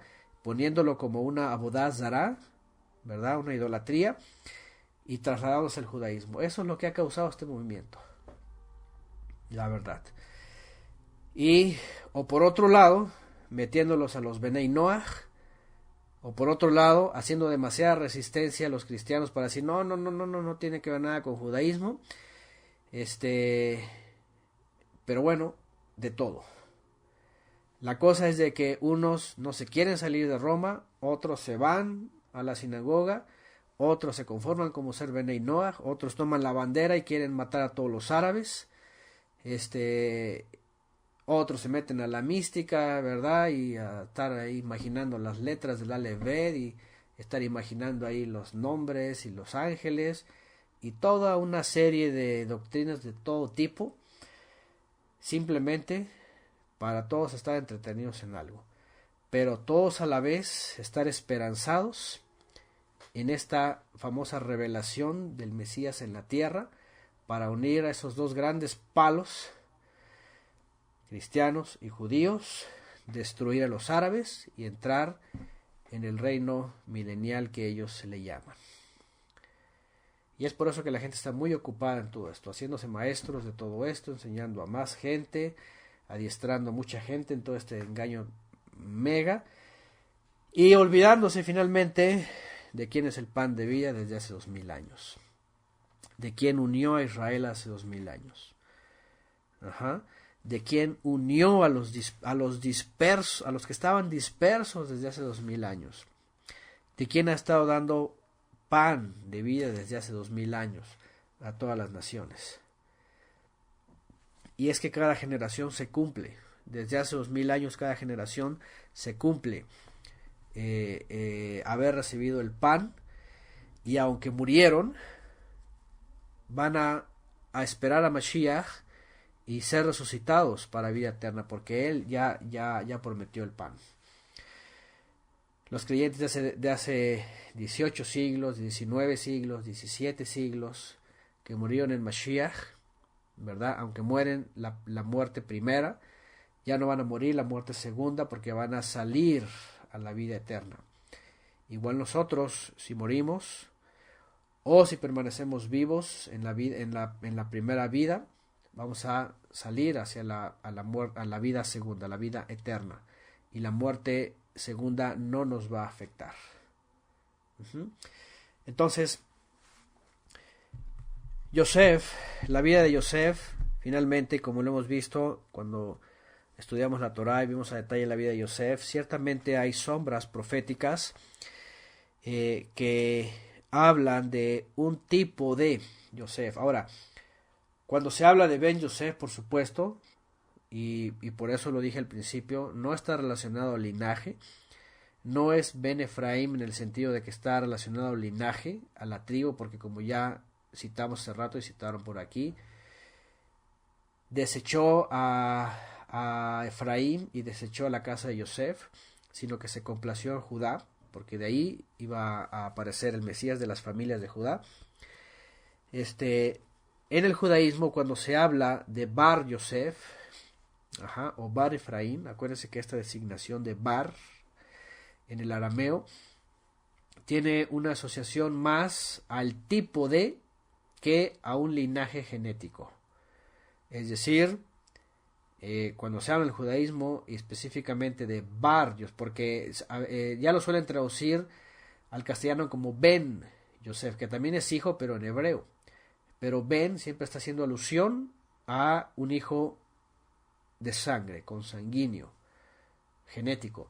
Pero cuando dice Bar, está haciendo alusión a un tipo de. Es decir, Bar Yosef es un tipo de Yosef. Y no necesariamente de un linaje, por supuesto, sino el tipo de Yosef. Y es que las sombras de la vida de Yosef finalmente sí se manifestaron en el Mesías como alguien que fue rechazado, y ya lo hemos visto otra vez, rechazado, vendido, despreciado, figurada su muerte, la sangre, sepultado, resucitado, coronado, vamos, llegó a estar a la diestra del superior. Yosef, representando en su gobierno como el segundo. El primero en esa figura, el faraón, es la autoridad del Eterno, y Yosef como gobernador es el segundo. Es lo que viene a ser el Mesías también. El Mesías no se sienta en el trono de Faraón. O Yosef no se sienta en el trono de Faraón. Yosef recibe la autoridad de Faraón, recibe el anillo de Faraón. Igual Yeshua no se sienta en el trono de Elohim, sino que se sienta a la diestra de Elohim. ¿Ok? Entonces todas estas figuras finalmente, y el pan de vida, el que da el alimento, ya saben, el que da redención, el que recibe a las tribus y el que une a todos los hijos de Israel, así como lo hizo Yosef cuando recibió a todos los hijos de Israel y a los nietos de Israel de Jacob que vinieron y les reservó un lugar especial, les reservó los mejores lugares. ¿Se acuerdan que vimos en la tierra de Gosén, en el norte? Era un jardín. Esa es la alusión del Gan Edén. Era el lugar más bonito que tenía todo Egipto, el mejor lugar. Entonces todo eso está relacionado a lo que Mashiach cumple en el primer siglo. Es decir, no podemos decir que no ocurrió nada en el primer siglo y decir que va a ocurrir todo apenas, que apenas va a ocurrir. Perdonó a sus hermanos, así es, Sara Arca está poniendo aquí, perdonó a sus hermanos en el primer siglo, hace 2000 años. Yeshua también manifestó el perdón a sus hermanos, ¿verdad? Manifestó el perdón a sus hermanos, los perdonó, trajo a través de su Corbán también el perdón del Eterno para todo Israel, y los recibió a todos, los unió a todos, les dio pan de vida, les dio aguas vivas. ¿Qué más? Los unió en uno, ya no se llamó más 12 tribus, sino que entre los creyentes en Yeshua de todas las tribus era un solo Israel, la congregación de Israel, el Israel de Elohim, el cuerpo de Mashiach. ¿Se dan cuenta? Entonces, realmente si le buscamos y empezamos a ver todos esos detalles de la vida del Mesías, asociados a las sombras de Yosef, por supuesto que están ahí. ¿Qué vamos a hacer entonces con la interpretación que fue tomada del Talmud, el Mesías Ben Yosef, y los libros de Zacarías, y ya saben todo lo que se menciona ahí, que tomó el mesianismo y el efraimismo para meterle en la cabeza a todos los cristianos? Pues yo creo que decirles adiós y rechazarlo, y empezar otra vez a reconsiderar y decir, está acá en los evangelios desde hace 2000 años. Vemos en la vida de Mashiach, por supuesto, relatada y ahora que entremos a Mebasé Yohanan, porque estamos viendo las palabras de Yeshua el profeta al cual oír, la serie.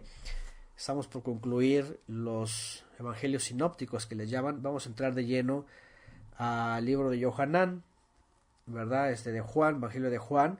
Y ahí vamos a ver más palabras de Mashiach en donde concretan justamente estas sombras proféticas, cómo se cumplieron en el primer siglo y cómo vinieron a ser luz a Israel y luz a las naciones.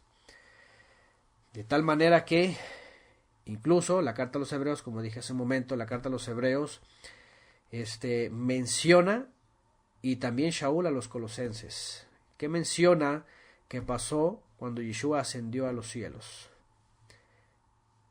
Por eso el mesianismo y el efraimismo y parte del cristianismo niegan que Yeshua es rey ahorita. Dicen que va a ser entronado cuando regrese. Díganme ustedes bíblicamente qué es verdad y qué es mentira. ¿Va a subir a la diestra del Padre a ser entronado y a recibir autoridad cuando regrese, o ya lo fue desde el primer siglo? ¿Qué creen ustedes? Dice Yerusha que ya está entronado. Y es que así lo dice la Escritura, ¿verdad? Y Shaul lo escribe a los colosenses y en la carta a los hebreos así dice, ¿verdad? Que lo resucitó al tercer día y que lo subió a la diestra del Padre, ¿verdad? Y le dio autoridad desde que Yeshua, antes de ascender, fue resucitado, y antes de ascender dijo, toda autoridad me ha sido dada en Shamaim, en lo sublime, y en la tierra. Ahí está. Toda autoridad me ha sido dada. Esa es la figura que vivió Yosef. ¿Se acuerdan? Cuando viene de la nada, estaba oculto, Y por eso el Talmud de Jerusalén que cité ahorita dice esto, dice el Mesías estaba oculto en los cielos. Lo voy a volver a citar. Fíjense lo que dice el Talmud de Jerusalén. Voy a volverlo a citar. Dice,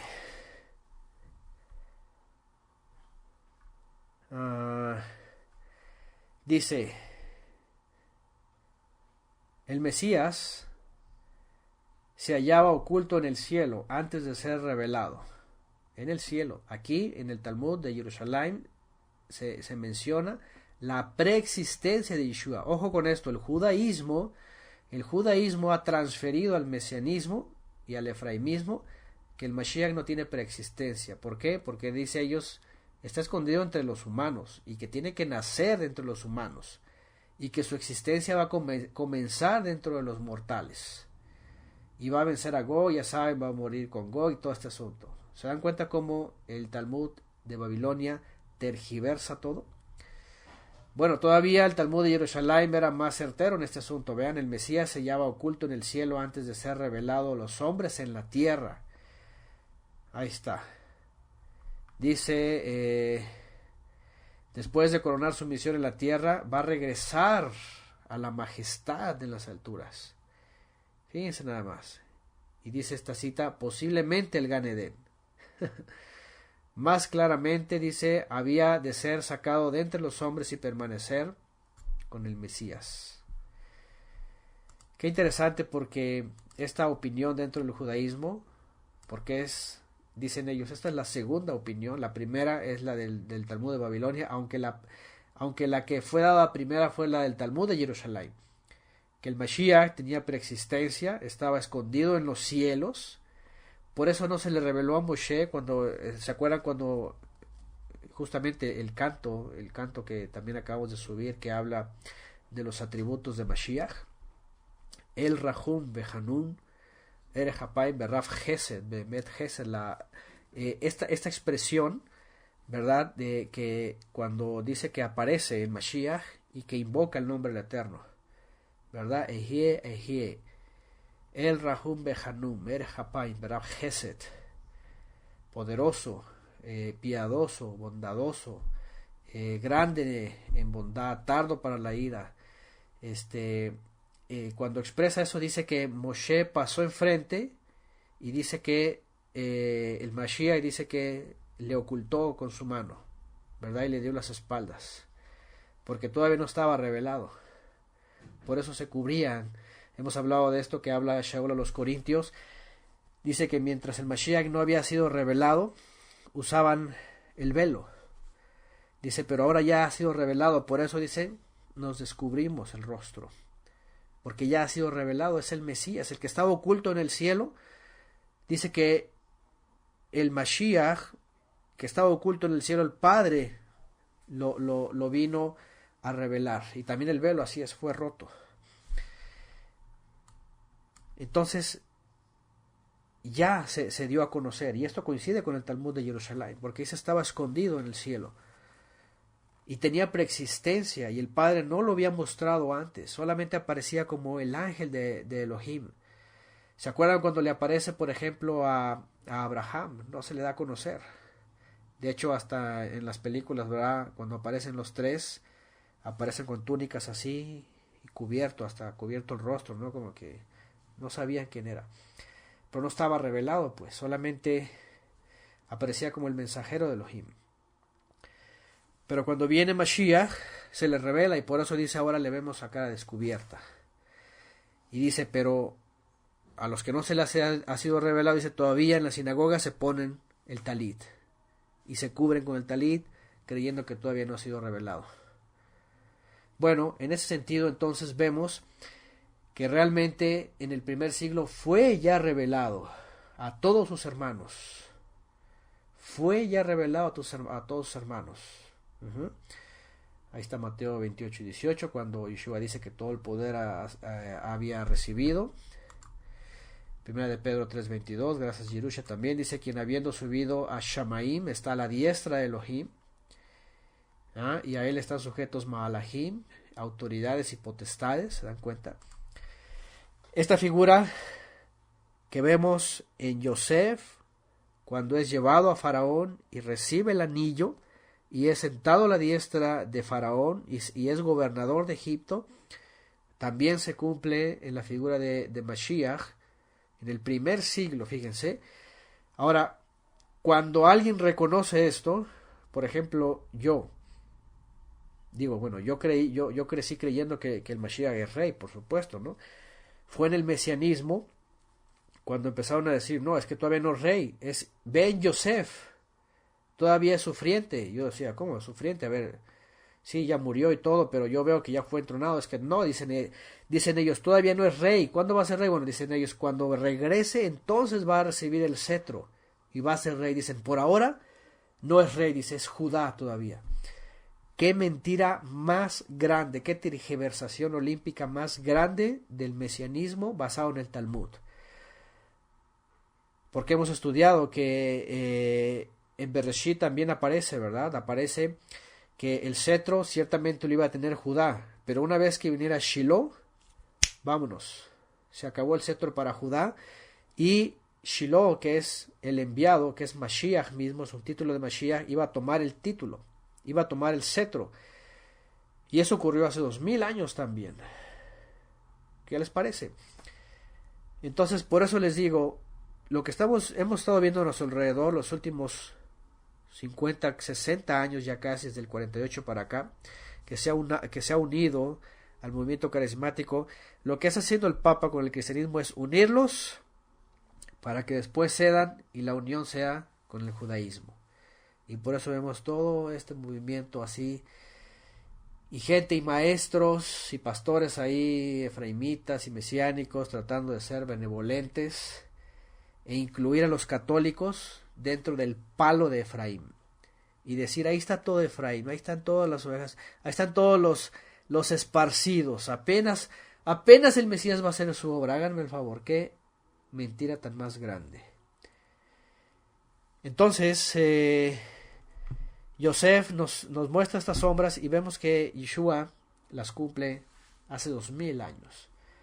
Entonces reúne a todos en uno, reúne a los dispersos, y no solo eso, en el año 50 los Sheliachim, y especialmente los principales, 3 de ellos, Jacob, especialmente haciendo uso de la profecía, dice, no solo esto, no solo se trata de Israel, no solo se trata de los descendientes de Abraham. En el año 50, Hechos 15, dice, sino que también está escogiendo pueblo para sí de entre los gentiles, de entre los goim. Aunque a los fariseos actuales, que son los rabinos y todo el judaísmo, ¿verdad?, les resuenen estas palabras de forma negativa, en el primer siglo, judíos verdaderos, Yehudim, israelitas verdaderos, que creyeron en Yeshua, dijeron estas palabras. No fueron gentiles, no fueron paganos, ¿verdad? Ni siquiera fueron judíos laicos o judíos apóstatas, ni judíos a medias. Fueron Yehudim o israelitas consagrados, celosos. Dijeron, citando la profecía, al Eterno le ha placido tomar también un pueblo de entre los gentiles para traerlo acá. Después Shaul dice, olivo silvestre para traerlo y meterlo en olivo natural. Y entonces vemos aquí otra sombra en Yosef, que fue llamado Safnat Panea, que algunos creen que era el pan de vida. Algunos traducen esto como el pan de vida, como otras traducciones. La verdad es de que los conocedores dicen que se desconoce el significado real en egipcio, pero algunos creen que se trataba de dar el mensaje de el que da el pan, o el que tiene el pan de la vida. Vemos esta sombra también en la vida de Yeshua, porque no solamente da el pan a los israelitas, Yeshua, sino empieza a dar el pan a todas las naciones, Desde hace 2000 años ha estado dando alimento a todas las naciones hasta el día de hoy. Y cuando venga, no va a venir a dar el pan de vida apenas.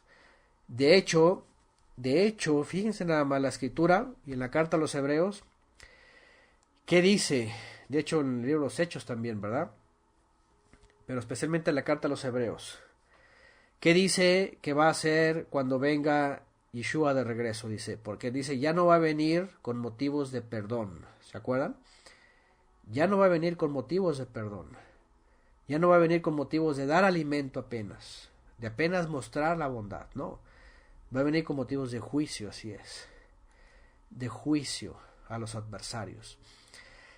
¿Se dan cuenta? Otra sombra profética que no cabe en esta época, sino que fue dada, y hasta el día de hoy nosotros somos los últimos que estamos recibiendo el alimento que se empezó a dar hace 2000 años, fíjense nada más. Esta generación es la última que está recibiendo el alimento. Cómo se ha extendido, cómo ha sido suficiente, cómo ha sido suficiente hasta el día de hoy.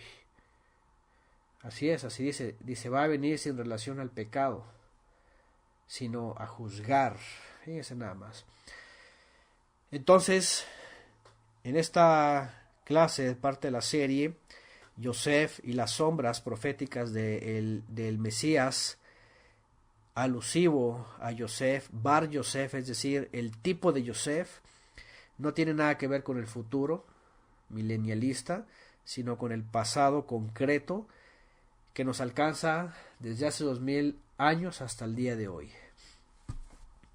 Y que ciertamente Yeshua es rey, y desde hace 2000 años fue llevado a la diestra, tenía preexistencia, estaba escondido en los cielos, como dice toda la escritura, fue revelado en la tierra hace 2000 años a manera de hombre, y fue exaltado otra vez y llevado otra vez a las alturas, como Yeshua mismo lo dice en Yohanan. Vamos a ver esas palabras donde dice, Yeshua lo dice, Padre, dice, exáltame una vez más, dice, como fui exaltado antes allá en los cielos.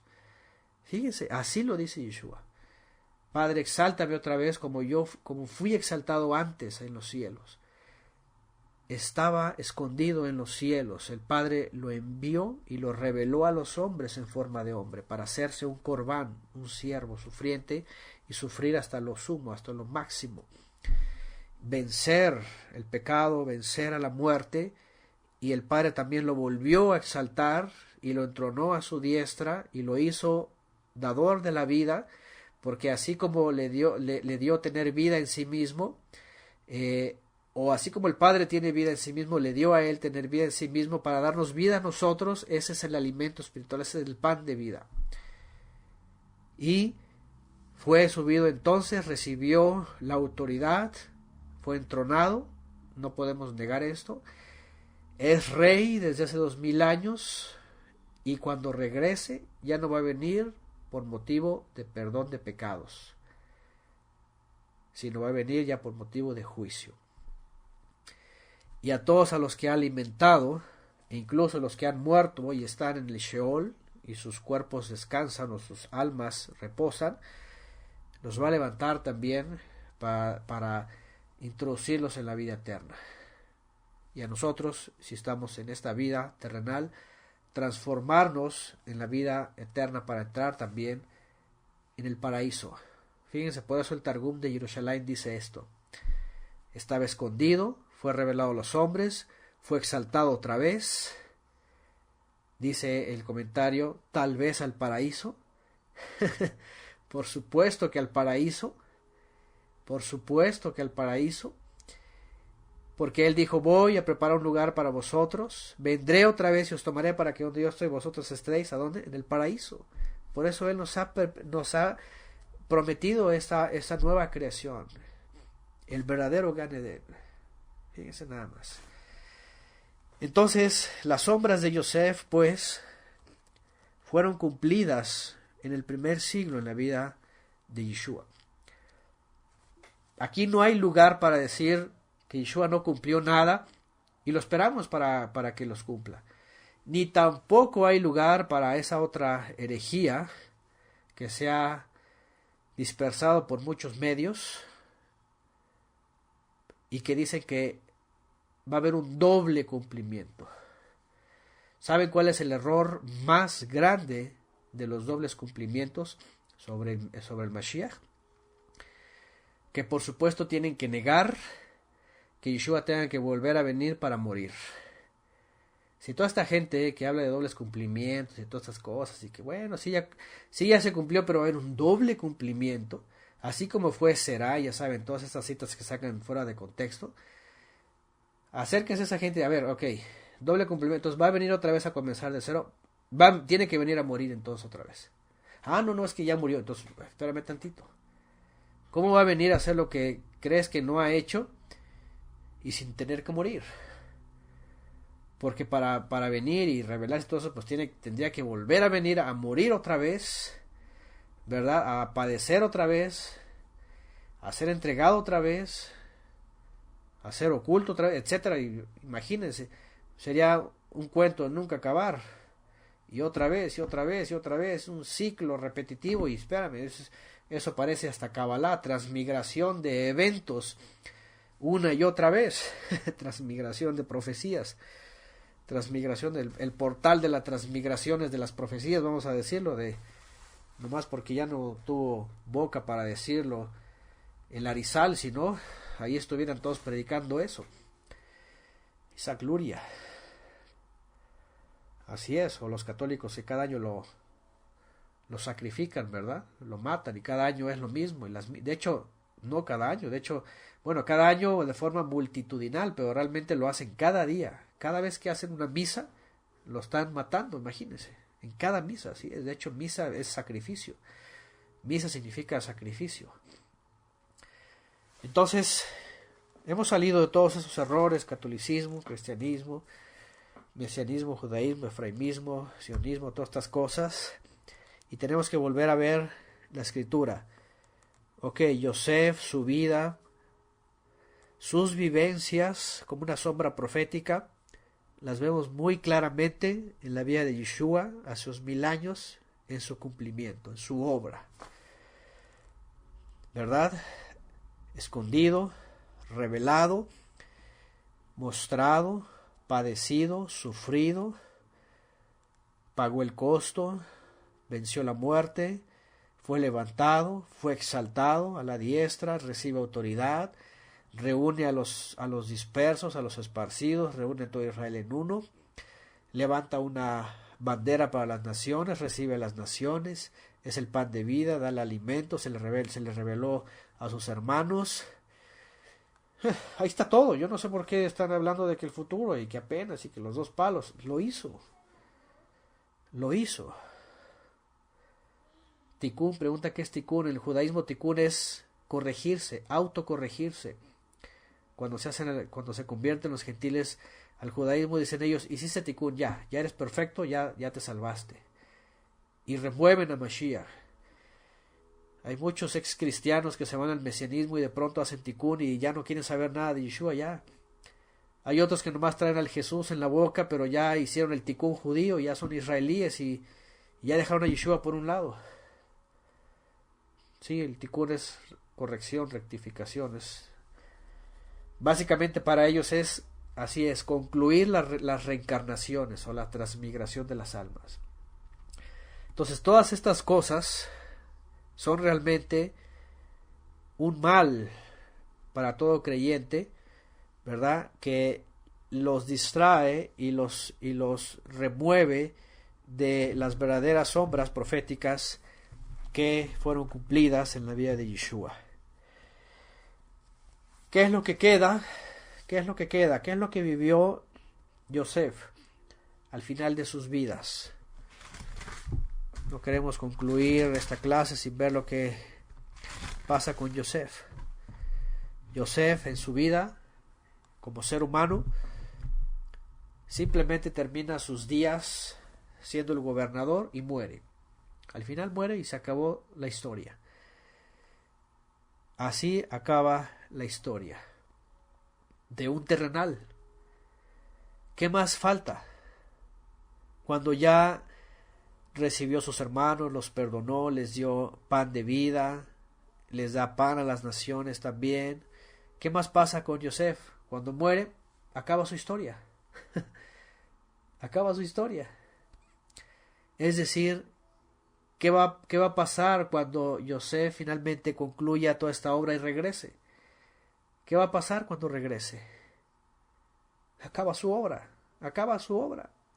No va a comenzar apenas con su obra para 1000 años, no, ya termina su obra. La muerte de Yosef termina, o más bien la muerte de Yosef nos enseña a que cuando Yeshua regrese, entonces concluye toda la obra. Y es por eso que juzga, cuando va a regresar va a juzgar. Le entrega el reino al Padre, así es, dice José Madero. Le entrega el reino al Padre. Finalmente, eso hace también Yosef, ¿verdad? Entrega todo y vamos, en la figura de Faraón, pues Faraón se hace una potencia, se hace todo un reino. Cuando venga Yeshua, entonces ya no hay más sombras proféticas de cumplir por Yosef.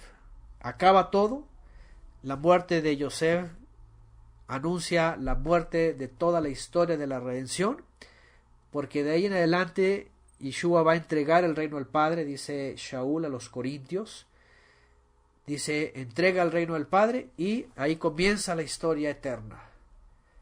Ahí comienza, bueno, no es la historia eterna porque la eternidad no tiene historia. La eternidad es eterna, no hay fin, es para siempre. Entonces, la sombra final de Yosef cuando muere es concluir la obra. Ya no hay más historia. Se acaba Yosef. Cuando entremos más adelante a Shemot, vamos a ver que viene la promesa, ¿verdad? Después de que está una gran nación, después de que está un gran Israel, viene el Redentor para llevarlos para arriba. Bueno, la tierra prometida, subir a Jerusalén. Pero eso ya va a ser una historia futura, una historia que el Mesías va a hacer, exactamente como dice Shaul a los Corintios, una vez que vuelva Mashiach y traiga a la vida los que están muertos y dé juicio a la iniquidad y transformación a los que lleguemos a estar con vida terrenal, entrega todo al Padre y se acabó. Se acabó acá y comienza todo allá. Comienza todo en la eternidad. Entonces,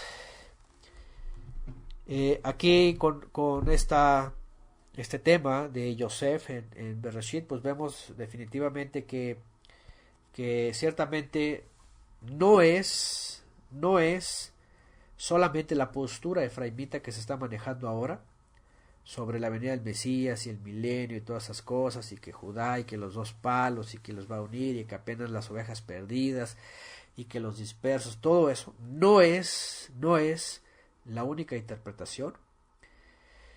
Y al ver que hay esta otra, que todo Mashiach lo cumplió en el primer siglo en su obra redentora y no más falta concretarlo en su regreso, entonces vemos que hay realmente otra forma de ver la historia y la profecía, y al menos a mi punto de vista que yo analicé estas dos cosas o estas dos formas, yo veo muy claramente que es Yeshua hace 2000 años que cumple todas las sombras proféticas en Yosef. Por supuesto que allá afuera la gente que quiera es libre de creer lo otro. El movimiento efraimita y sionista es muy libre de hacerse aliyá, de convertirse, de obtener la ciudadanía israelí, lo que quieran, de irse al ejército, son muy libres de hacer lo que quieran. Pero en mi caso muy personal, y creo que la mayoría de todos aquí, secundamos lo que dicen los evangelios, lo que dicen los Sheliahim, que hace 2000 años Yeshua cumple las sombras proféticas, no solamente de Yosef, sino toda la profecía escrita en los profetas del Tanaj y próximas a completarse cuando Él regrese y nos lleve de regreso al Padre, ¿verdad? Así que no hay para dónde más darle, ni andarle buscando, ¿verdad?, más respuestas y secundando sobre todo no hay para andar secundando estos movimientos ecuménicos, ¿verdad? Carismáticos, ecuménicos, en toda la cristiandad y el judaísmo y el sionismo, sino que más bien corroboramos una vez más que es un gran engaño a todas las naciones, ¿verdad? Y a muchos creyentes, que si es posible engañará a muchos escogidos, ¿verdad? Engaño que viene directamente de las tinieblas en este último tiempo. Así que a librarnos todavía más, seguir compartiendo todo esto a aquellos que están llevados por todo viento de doctrina, especialmente por la influencia talmúdica, ¿verdad? Muchas expresiones. La influencia talmúdica ha sido muy poderosa, y lo hemos hablado en muchas clases, los Benei Noach, este asunto de Yosef, una de las herramientas poderosas que usa la tradición judía para engañar y para persuadir a muchos creyentes es el tema del tabernáculo caído de David. ¿Se acuerdan? Tenemos una clase especial sobre eso. El que quiera consultarlo está ahí en YouTube o está en iVoox, directamente desde la página, puedes cargarlo en Mega. En YouTube se llama así el tabernáculo de David, caído o levantado por Yeshua. Y una de las herramientas mesiánicas del Talmud es que el tabernáculo de David sigue caído, imagínense nada más, y que está a punto de levantarse. Y lo más contradictorio de este movimiento es de que dicen que parte del sionismo, o algunos dicen que creen que el sionismo mismo es la herramienta para levantar el tabernáculo caído de David. Imagínense nada más. Y es que la tradición judía está hablando del linaje de David, y que apenas viene el rey, y que apenas viene el Mesías, y que apenas viene el reino, y que apenas viene todo ese asunto. Y muchos se han ido creyendo eso, la gran mentira. Pero ¿qué dice la revelación? Hechos 15, una vez más, con eso se confirma que iba a venir él y levantar el tabernáculo que estaba caído de David, la tienda, que era el servicio, el verdadero servicio, la verdadera adoración, pues. Y con eso se iban a cumplir los profetas, y una vez levantado, todos íbamos a poder acercarnos. Y eso lo hizo Yeshua hace 2000 años. Yeshua HaMashiach levantó la tienda que estaba caída de David, levantó sus ruinas y volvió a hacer todo aquello que David había tenido en todas sus intenciones, y que por causa de sus descendientes fue destruido. Entonces Yeshua lo vino a levantar. ¿Qué les parece? De esta manera, eso era que el tabernáculo de David, así es como dice aquí José Madero, justamente el libro de los Hechos, capítulo 15. Jacob menciona todo esto, ¿verdad? Que lo que David quería es de que se cumpliera lo que el Eterno había dicho y lo que los profetas también decían. El lugar que el Eterno había escogido, que iba a ser para Israel y para todas las naciones, un lugar de búsqueda de oración para todas las naciones, ¿verdad? Pero que lamentablemente la religión lo habían hecho, ¿qué cosa? Un lugar de comercio, cueva de ladrones. Pero cuando viene Yeshua se levanta como un santuario, y nosotros nos acercamos como piedras vivas, y entonces todas las naciones también nos acercamos, porque Yeshua es la piedra principal. He levantado un santuario, y por medio de él es el cual hay que congregarnos, como dice también la profecía. A él correrán todas las naciones, y en él se congregarán todos. Ahí está, para que todas las naciones busquen al Eterno. ¿Se dan cuenta? Por eso ya no necesitamos templo. Por eso no necesitamos Jerusalén, por eso no necesitamos Vaticano, por eso no necesitamos ni siquiera templos en nuestras ciudades. Porque a cualquier lugar donde vayamos, nos congregamos en Mashiach, y ahí está el santuario que él levantó. Que él dijo: destruyan ese templo, yo lo voy a levantar en 3 días. Y ahí es donde se concreta también la sombra profética de Yosef. A él se reunieron todas las naciones, y todas las naciones iban por el pan de vida. Sencillo. Entonces, temas de Torah en la clase sobre Yosef. Vemos claramente las sombras proféticas en Yosef cumplidas en Yeshua HaMashiach hace 2000 años y próximas a cumplirse totalmente la última etapa para que aquel Mesías que fue escondido y ya ha sido revelado y que fue preparar lugar para nosotros regrese para que nos lleve a donde Él está para siempre.